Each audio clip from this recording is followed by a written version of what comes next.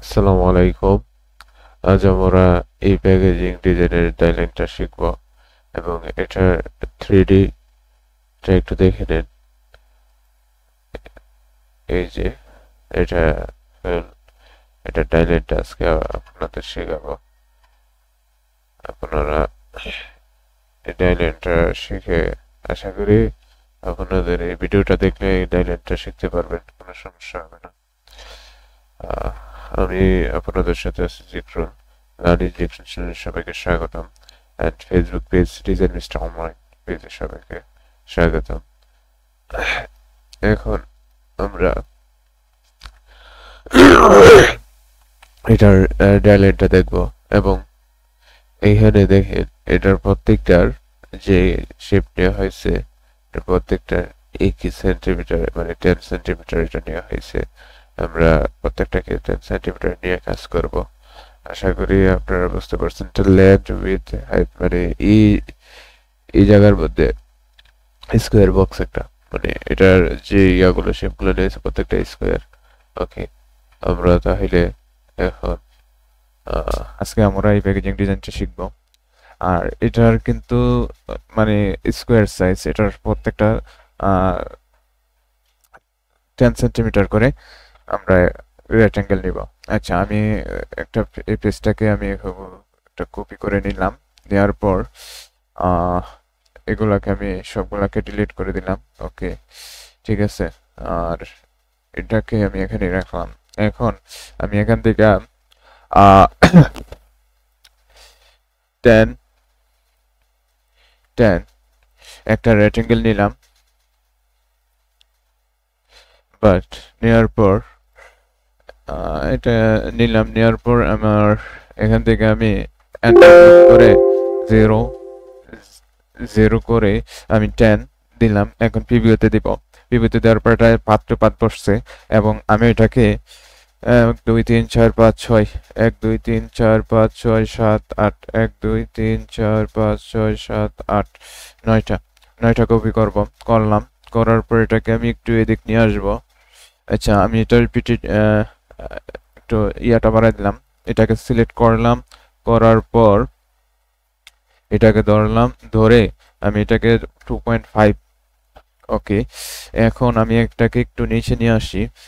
নিয়ে আসার পর এখান থেকে আমি এটাকে কপি করে উপরে নিয়ে গেলাম। ইন্টারসেক্ট আসার পর ছেড়ে দিলাম।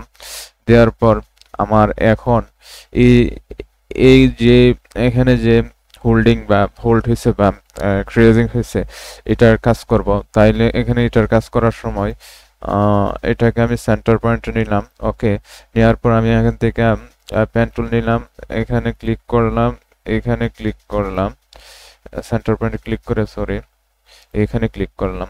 ওকে, এটাকে আমি এটা দিয়ে দিলাম। আচ্ছা, এখন এটা আমার কিন্তু একটার পর পর এগুলা ক্রেজিং হয়েছে বা হোল্ড হয়েছে, ঠিক আছে। তাইলে আমি একটার পর পর আমি এগুলাকে ক্রেজিং করে দিচ্ছি। ওকে, ঠিক আছে। এখন আমি এখান থেকে এটাকে উপরে নিলাম, ঠিক আছে। সরি, এটাকে এন্টার ক্লিক করলাম, করে মাইনাস, এখান থেকে -10 ভার্টিক্যাল যদি দেন তাইলে এটা উপরে যাবে। কপি দিলাম। ওকে, কপি হইল। এখান থেকে কন্ট্রোল ওয়াই দিয়ে দেখি, হ্যাঁ ঠিক আছে সবকিছু। আর এখান থেকে দিব আমি হাইটটা -0.1 সেন্টিমিটার কমাই দিব। ওকে, আচ্ছা আমার কি এখানে দেখি তো একটু।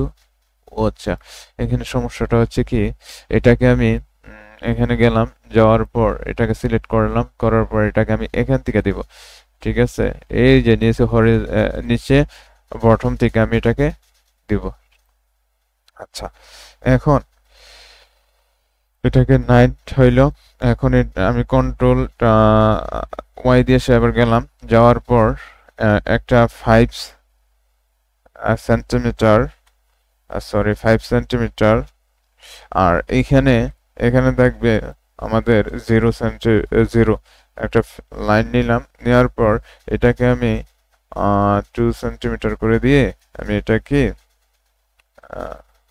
এখানে গেলাম। এখান থেকে এটাকে আমি হরিজন্টাল অ্যালাইন রাইট করলাম, ভার্টিক্যাল অ্যালাইন বটম করলাম, করার পর এটাকে আমি ধরলাম, ধরার পর এন্টার ক্লিক করলাম।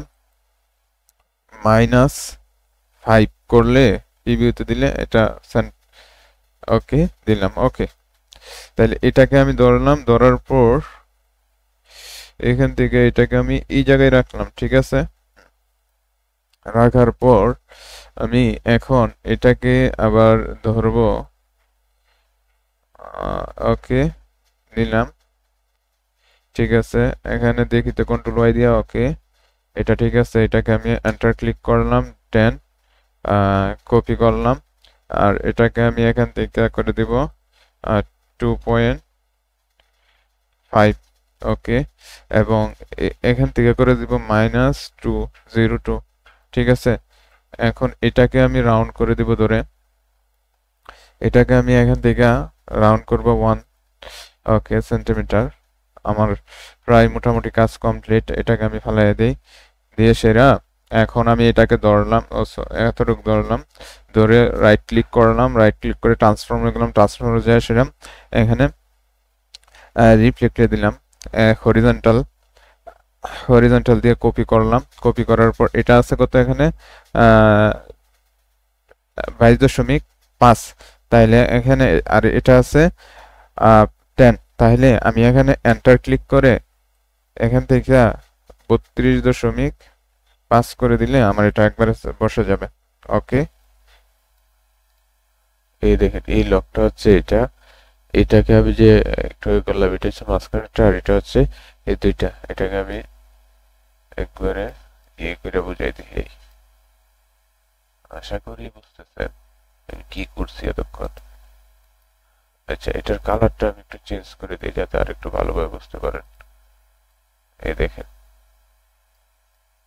দেখছেন এই একটা, এটা যায় সে, দেখেন কি হয়। এই যে এটা যায় সে এদিক যাবে, এটা এদিকে আসবে, আশা করি এটা ভিতরে ঢুকে যাবে, তাইলে লক হয়ে যাবে। আশা করি এগুলো বুঝতে পারছেন। এই দেখেন লক হয় কিভাবে। ওকে